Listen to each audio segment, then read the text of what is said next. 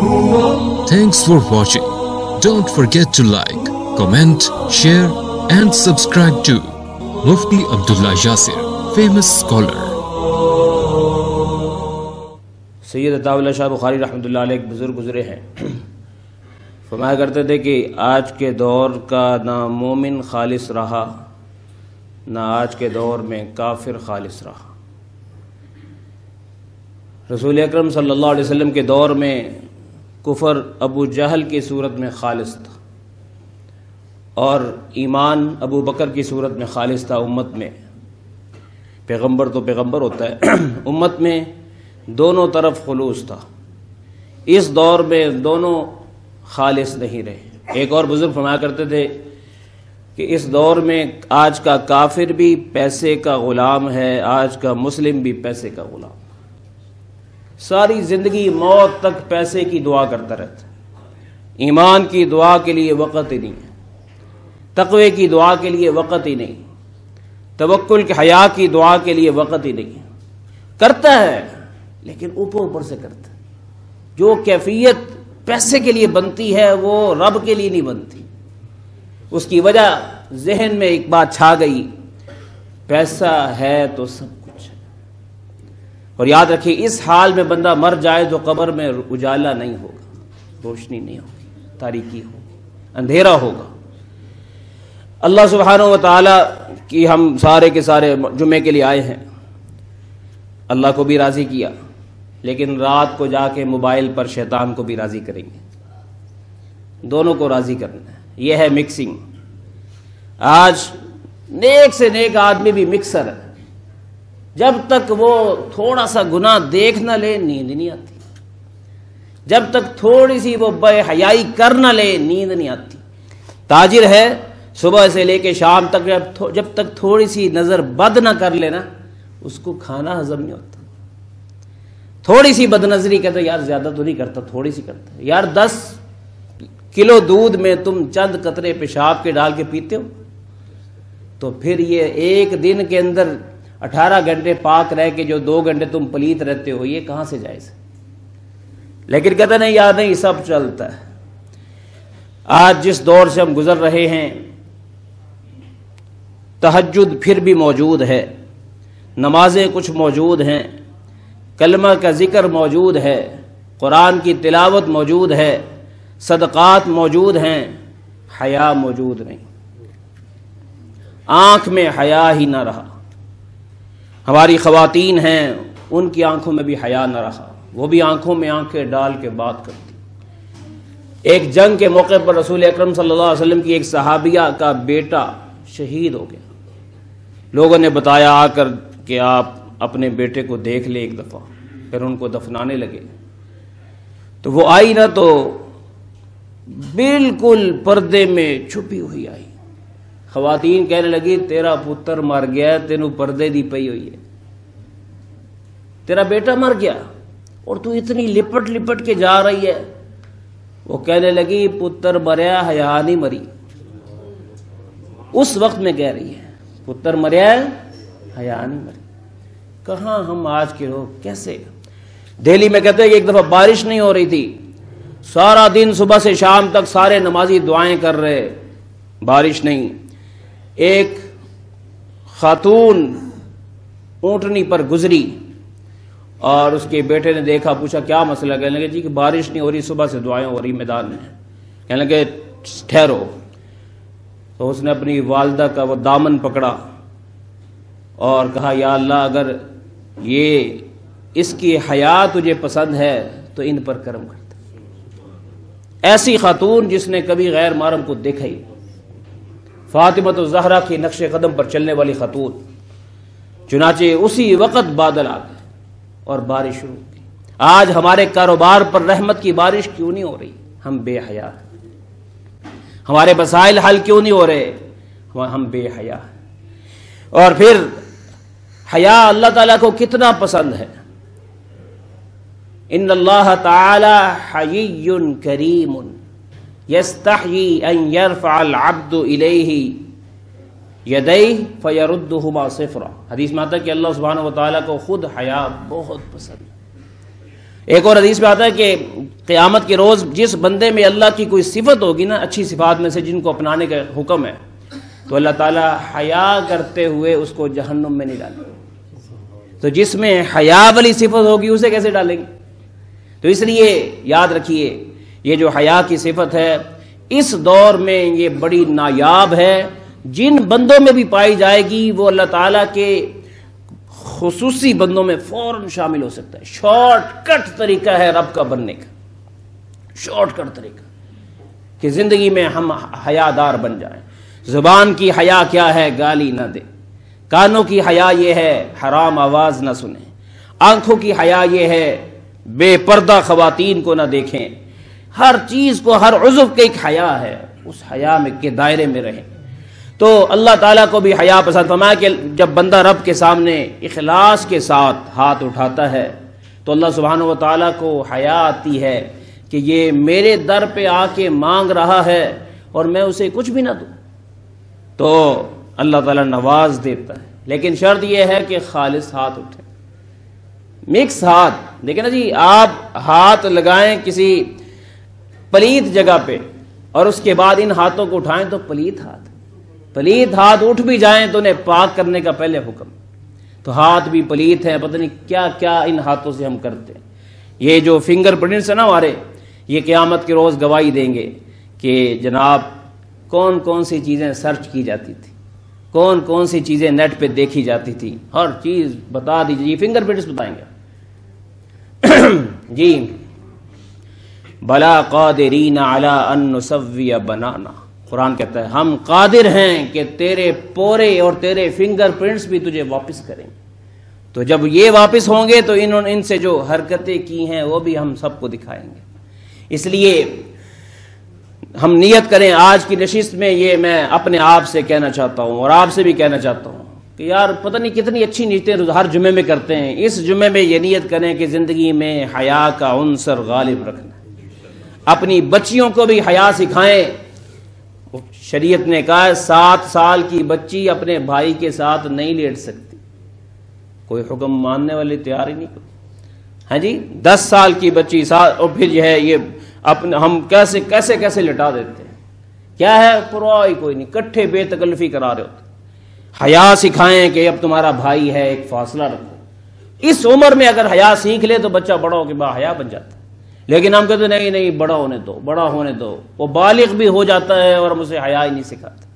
قصور ماں باپ کا ہوتا ہے جی۔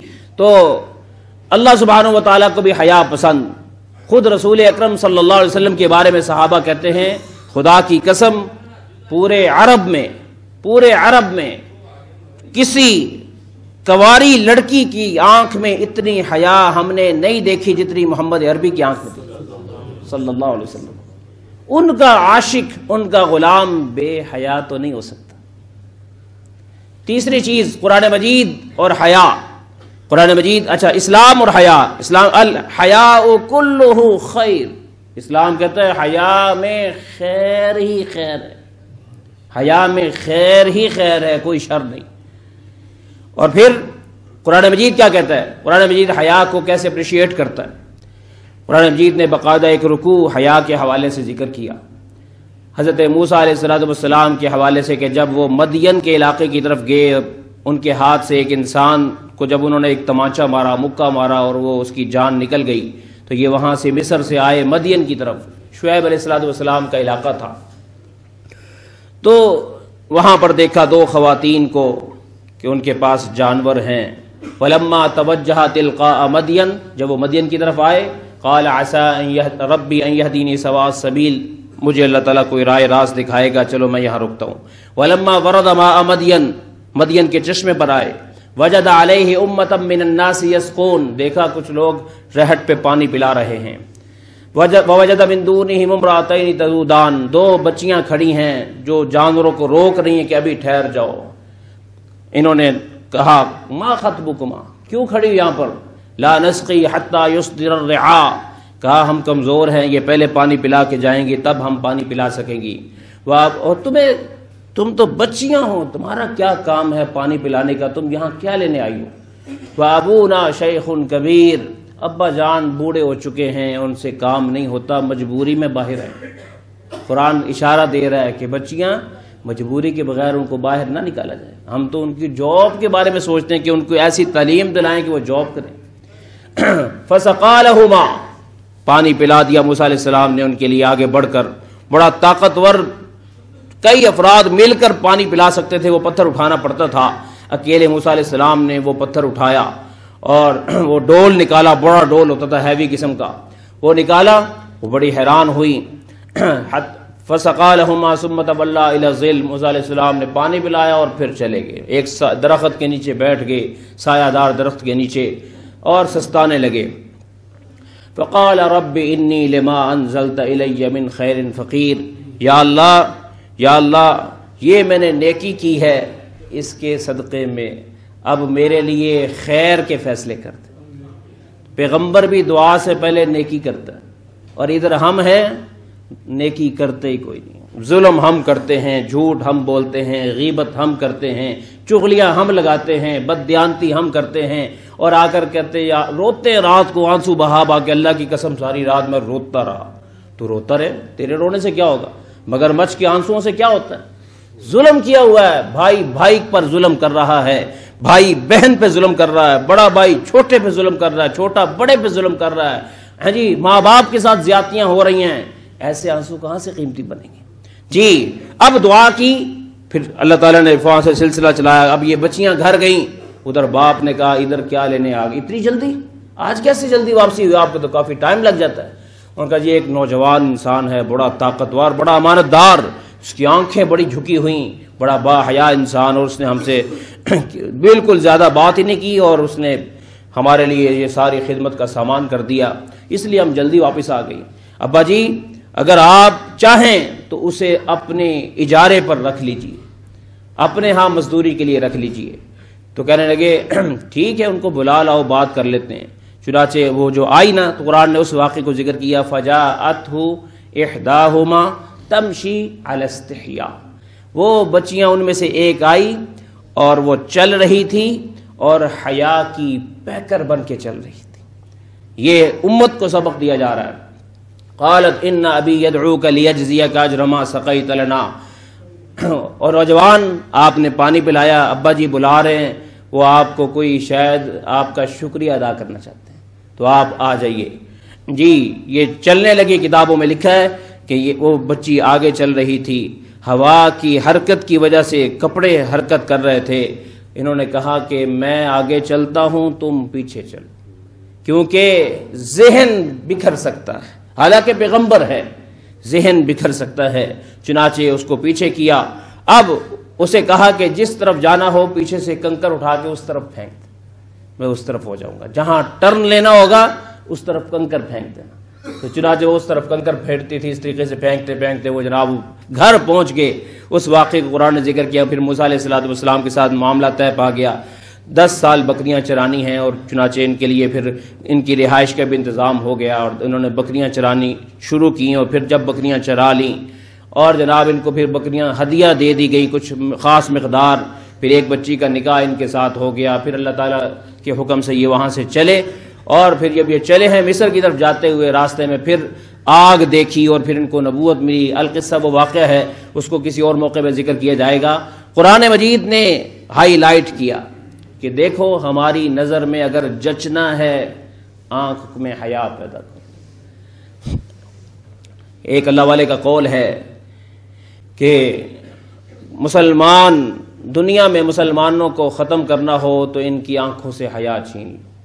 بس حیا اور فتح یہ لازم ملزوم ہے، حیا اور عزت لازم ملزوم ہے، حیا اور برکت لازم ملزوم ہے. جس مرد کی آنکھ میں حیا نہیں اس کے گھر میں برکت نہیں آ سکتی، اس کے گھر میں مسائل ہی مسائل رہتے ہیں. آپ تجھ کو بتاؤں تقدیر امم کیا ہے، طاؤس و رباب آخر، ہاں جی شمشیر و سنا اول. علامہ اقبال بھی کہتے ہیں کہ جناب جب قوم کو آپ لہو و لعب میں لگا دیں گے پھر وہ کبھی نہیں اٹھ سکتی. آج ہر موبائل میں جو ٹیون لگی ہوئی ہے وہ سب موسیقی پر مشتمل. نہیں، سمپل ٹیون ہم پسند ہی نہیں کرتے. نماز کے درمیان کیسے عجیب عجیب آوازیں آتی ہیں، یہ کیا معاملات ہیں، اللہ کی رحمت کیسے چلی جاتی ہوگی. تو اس لیے زندگی میں ایک نیت کریں کہ کچھ بھی ہو روزانہ کی بنیاد پر پریکٹس کریں کہ آج صبح سے لے کے شام تک میری آنکھ نے غلط نہیں دیکھنا۔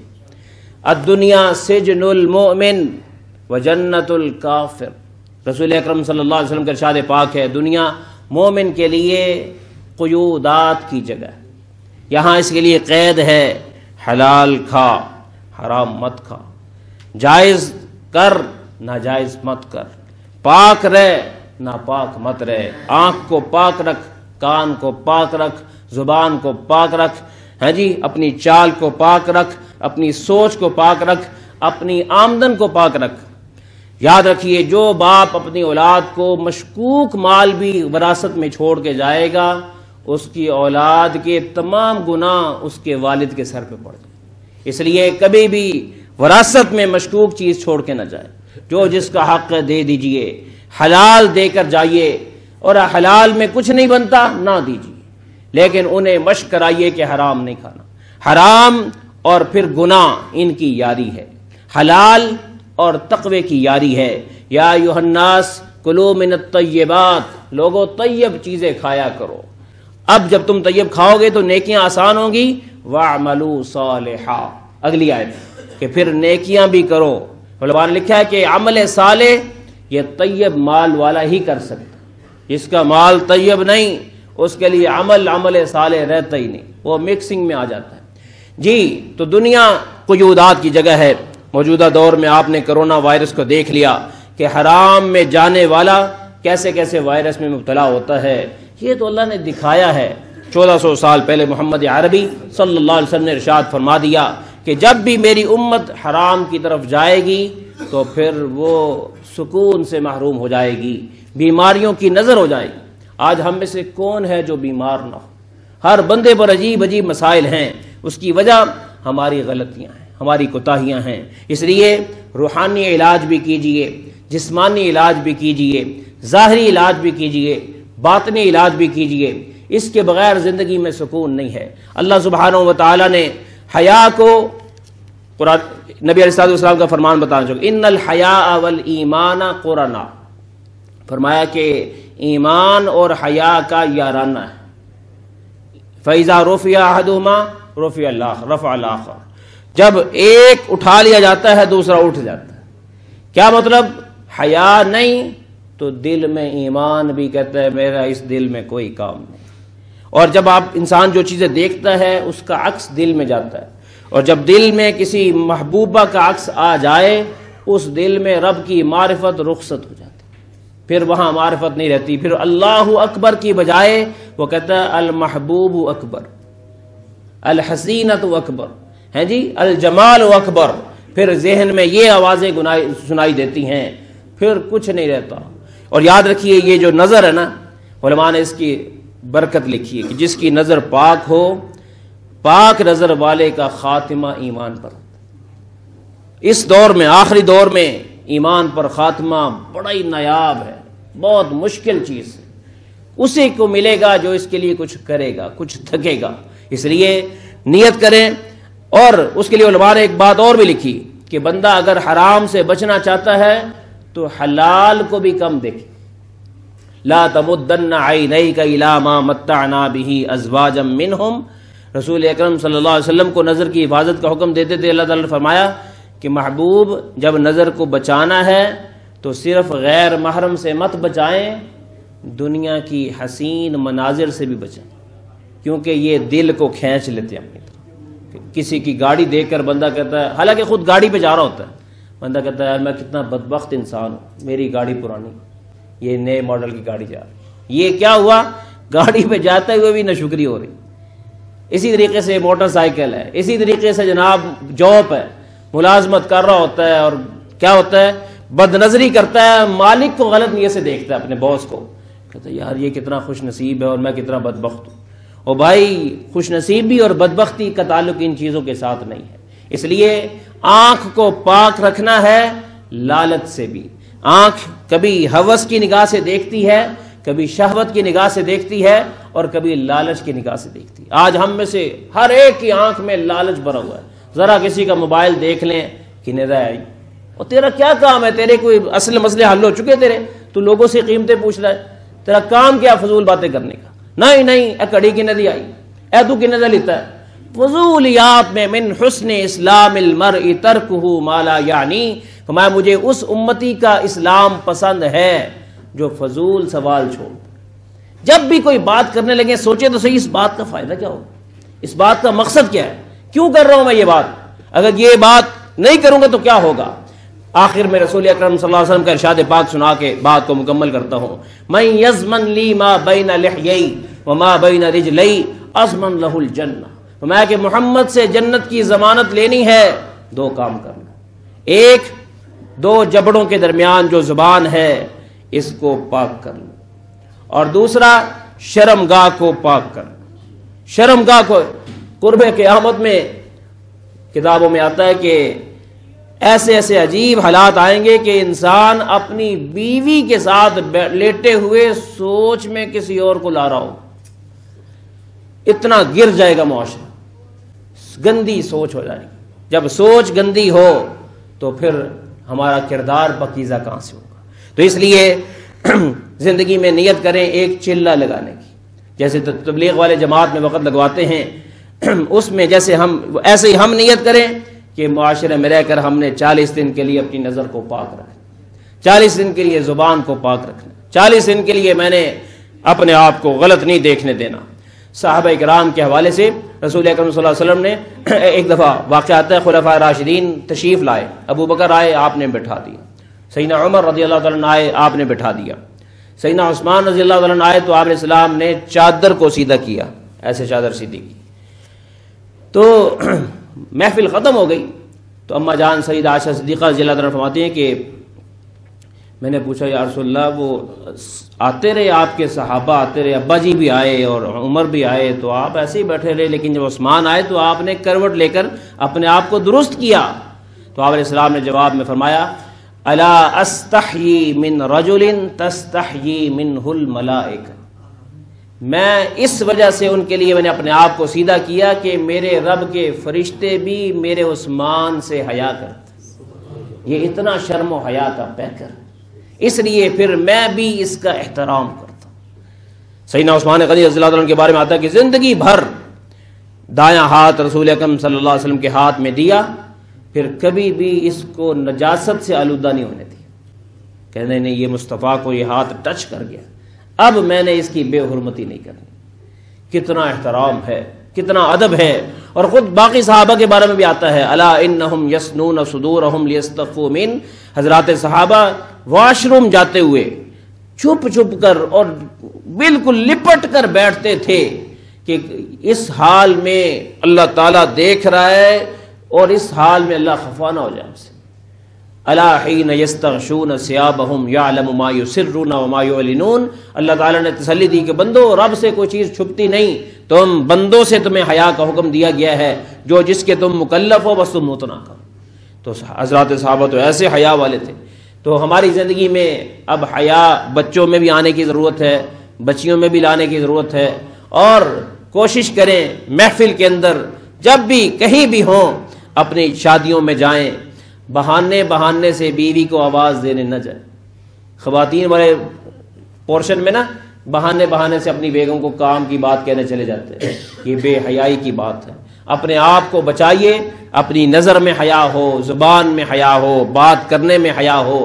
انشاءاللہ العزیز آپ اس عادت کو اپنائیں گے، سینکڑوں نیکیاں اس کے ذیل میں خود بخود بندے میں آ جاتی ہیں اللہ سبحانہ وتعالی۔ اور پھر خاص طور پر اولاد کی تربیت میں اس حوالے سے بہنوں اور بھائیوں میں ان کو حیا سکھائیں، تاکہ یہ حیا والا عنصر جب آئے گا تو جس میں حیا آ جاتی ہے اس میں اللہ تعالیٰ پھر ایمان آسانی سے اس کو دے دیتا ہے، کیونکہ جس وجود میں حیا آتی ہے نا تو وہ ایمان کے لیے فضا سازگار ہو جاتی ہے، تو وہ مومن بننے کے لیے بھی تیار ہو جاتا ہے۔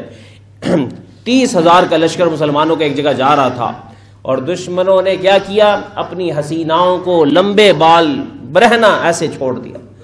30,000 کا لشکر جا رہا ہے، ایک نے بھی بد نظری نہیں کی۔ ہم کہتے یار یہ تو صحابہ کے دور میں اگر اس طرح یہ آتا تو وہ بھی نہ بچ پاتے، ان کو بھی ہر طریقے سے ان پر حملے کیے گئے، لیکن اللہ نے ان کو ایمان طاقتور دیا تھا۔ اور یاد رکھیے گولڈ میڈل ہمیں ملنا ہے، گولڈ میڈل ہمیں ملنا ہے کس چیز کا؟